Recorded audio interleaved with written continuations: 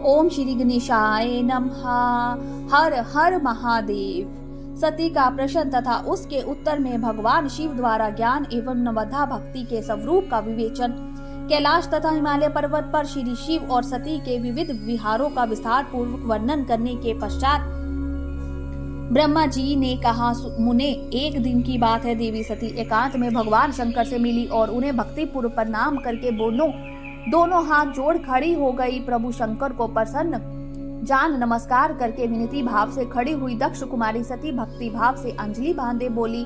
सती ने कहा, देवादिदेव महादेव करुणा सागर प्रभु दीनों द्वार प्राण महायोगिन, मुझ पर कृपा कीजिए। आप परम पुरुष हैं, सबके स्वामी हैं, रजोगुण सतगुण और तमोस गुण से परे हैं, निर्गुण भी हैं, सगुण भी हैं, सबके साक्षी निर्विकार और महाप्रभु हैं। हर मैं धन्य हूँ जो आपकी कामिनी और आपके साथ सुंदर विहार करने वाली आपकी प्रिय हुई स्वामिन, आप अपनी भक्त वत्सलता से ही प्रेरित होकर मेरे पति हुए हैं। नाथ, मैंने बहुत वर्षों तक आपके साथ विहार किया है। महेशान, इससे मैं बहुत संतुष्ट हुई हूँ और अब मेरा मन उधर से हट गया है। देवेश्वर हर, अब तो मैं उस परम तत्व का ज्ञान प्राप्त करना चाहती हूँ जो निरतिशय सुख प्रदान करने वाला है तथा उस जिसके द्वारा जीव संसार दुख से अनायास ही उद्धार पा सकता है। नाथ, जिस कर्म का अनुष्ठान करके विषयी जीव भी परम पद को प्राप्त कर ले और संसार बंधन में ना बंधे, उसे आप बताइए, मुझ पर कृपा कीजिए। ब्रह्मा जी कहते हैं, मुने, इस प्रकार आदि शक्ति महेश्वरी सती ने केवल जीवों के उद्धार के लिए जब उत्तम भक्ति भाव के साथ भगवान शंकर से प्रश्न किया, तब उनके उस प्रश्न को सुनकर स्वेच्छा से शरीर धारण करने वाले तथा योग के द्वारा भोग से विरक्त चित्त वाले स्वामी शिव ने अत्यंत प्रसन्न होकर सती से इस प्रकार कहा। शिव बोले, देवी दक्ष नंदिनी महेश्वरी, सुनो, उसी परम तत्व का वर्णन करता हूँ जिससे वासनाबद्ध जीव तत्काल मुक्त हो सकता है। परमेश्वरी, तुम विज्ञान को परम तत्व जानो। विज्ञान वह है जिसके उदय होने पर मैं ब्रह्म हूँ ऐसा दृढ़ निश्चय हो जाता है। ब्रह्म के सिवा दूसरी किसी वस्तु का स्मरण नहीं रहता तथा उस विज्ञानी पुरुष की बुद्धि स्वतः शुद्ध हो जाती है। प्रिय, वह विज्ञान दुर्लभ है। इस त्रिलोकी में उसका ज्ञाता कोई विरला ही होता है। वह जो और जैसा भी है सदा मेरा स्वरूप ही है, साक्षात परमात्मा ब्रह्म है। उस विज्ञान की माता है मेरी भक्ति जो भोग और मोक्ष रूप फल प्रदान करने वाली है। वह मेरी कृपा से सुलभ होती है। भक्ति 9 प्रकार की बताई गई है। सती भक्ति और ज्ञान में कोई भेद नहीं है। भक्त और ज्ञानी दोनों को ही सदा सुख प्राप्त होता है। जो भक्ति का विरोधी है उस ज्ञान की प्राप्ति नहीं होती। देवी, मैं सदा भक्त के अधीन रहता हूँ और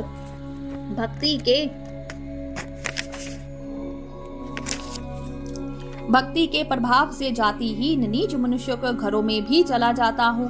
इसमें संशय नहीं है। सती वह भक्ति 2 प्रकार की होती है, सगुना और निर्गुणा। जो वैदिक शास्त्र विधि से प्रेरित और स्वाभाविक हृदय के सहज अनुराग से प्रेरित भक्ति होती है, वह श्रेष्ठ है तथा इससे भिन्न जो कामना मूलक भक्ति होती है वह निम्न कोटि की मानी गई है। पूर्वक तक सगुना और निर्गुणा ये दोनों प्रकार की भक्तियां नष्टि की और अनष्टि की ही भेद से 2 भेदों वाली होती है। नष्टि की भक्ति 6 प्रकार की जाननी चाहिए और अनष्टि की एक ही प्रकार की कही गई है। विधान पुरुष विहिता और अविहिता आदि भेद से उसे अनेक प्रकार की मानते हैं। इस विविध भक्तियों के बहुत से भेद प्रभेद होने के कारण इनके तत्व का अनंत वर्णन किया गया है। प्रिय मुनियों ने सगुना और निर्गुणा दोनों भक्तियों के 9 गुण 9 अंग बताए हैं। दक्ष नंदिनी, मैं उन 9 अंगों का वर्णन करता हूँ, तुम प्रेम से सुनो।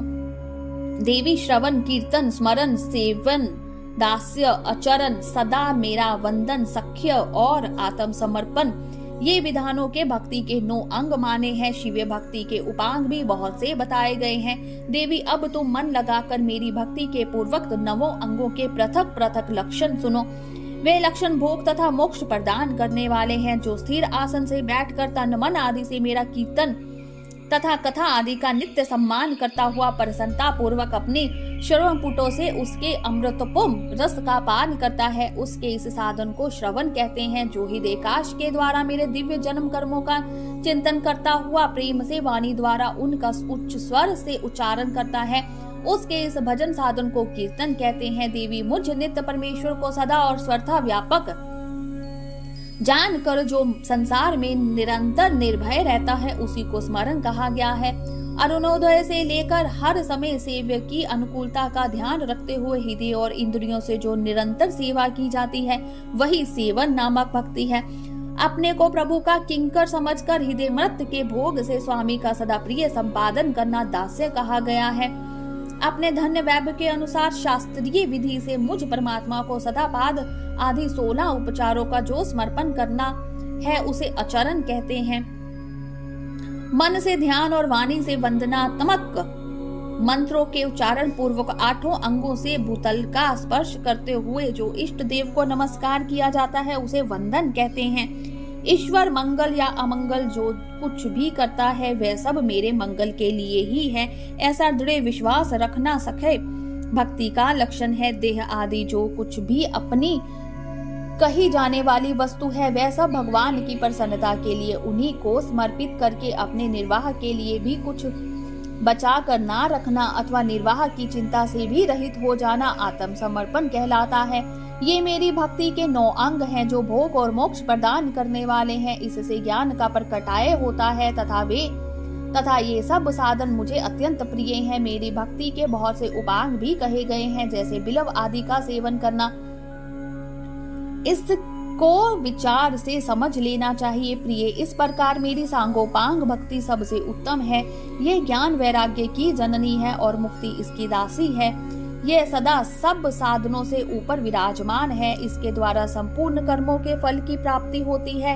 यह भक्ति मुझे सदा तुम्हारे समान ही प्रिय है। जिसके चित्त में नित्य निरंतर यह भक्ति निवास करती है वह साधक मुझे अत्यंत प्यारा है। देवेश्वरी, तीनों लोकों और चारों युगों में भक्ति के समान दूसरा कोई सुखदायक मार्ग नहीं है। कलयुग में तो यह विशेष सुख एवं सुविधाजनक है। देवी, कलयुग में प्राय ज्ञान और वैराग्य के कोई ग्राहक नहीं है, इसीलिए वे दोनों वृद्ध उत्साह शून्य और जजर हो गए हैं। परंतु भक्ति कलयुग में तथा अन्य सब युगों में भी प्रत्यक्ष फल देने वाली है। भक्त के प्रभाव से मैं सदा उसके वश में रहता हूँ, इसमें संशय नहीं है। संसार में जो भक्तिमान पुरुष है उसकी मैं सदा सहायता करता हूँ, उसके सारे विघ्नों को दूर हटाता हूँ। उस भक्त का जो शत्रु होता है वह मेरे लिए दंडनीय है, इसमें संशय नहीं है। देवी, मैं अपने भक्तों का रक्षक हूँ। भक्त की रक्षा के लिए मैं कुपित हो जाने अपने नेत्र जनित अग्नि से काल को भी दग्ध कर डालता हूँ।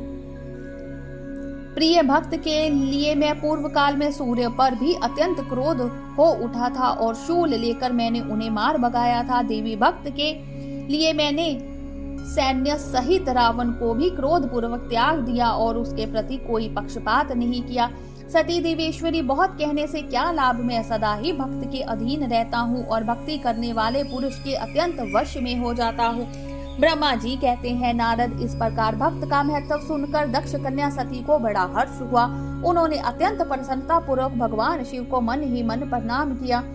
मुने सती देवी ने पूर्ण भक्ति कांड विषयक शास्त्र के विषय में भक्ति पूर्वक पूछा। उन्होंने जिज्ञासा की कि जो लोक में सुखदायक तथा जीवों के उद्धार के साधनों का प्रतिपादक है वह शास्त्र कौन सा है। उन्होंने यंत्र मंत्र शास्त्र, उसके महामतय तथा अन्य जीवों द्वारा धर्ममय साधनों के विषय में विशेष रूप से जानने की इच्छा प्रकट की। सती के इस प्रश्न को सुनकर शंकर जी के मन में बड़ी प्रसन्नता हुई। उन्होंने जीवों के उद्धार के लिए सब शास्त्रों का प्रेम पूर्वक वर्णन किया।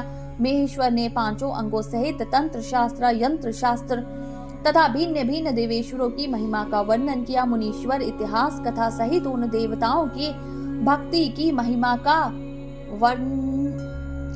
का वर्णाश्रम धर्मों का तथा राज धर्मों का भी निरूपण किया। पुत्र और स्त्री के धर्म की महिमा का, कभी नष्ट न होने वाली वर्णाश्रम धर्म का और जीवों को सुख देने वाले वैदिक शास्त्र तथा ज्योतिष शास्त्र का भी वर्णन किया। महेश्वर ने कृपा करके उत्तम सामुद्रिक शास्त्र का तथा वे और भी बहुत से शास्त्रों का तत्व वर्णन किया। इस प्रकार लोकोपकार करने के लिए सद्गुण संपन्न शरीर धारण करने वाले त्रिलोक सुखदायक और सर्वज्ञ सती शिव हिमालय के कैलाश शिखर पर तथा अनन्य स्थानों में नाना प्रकार की लीलाएं करते थे।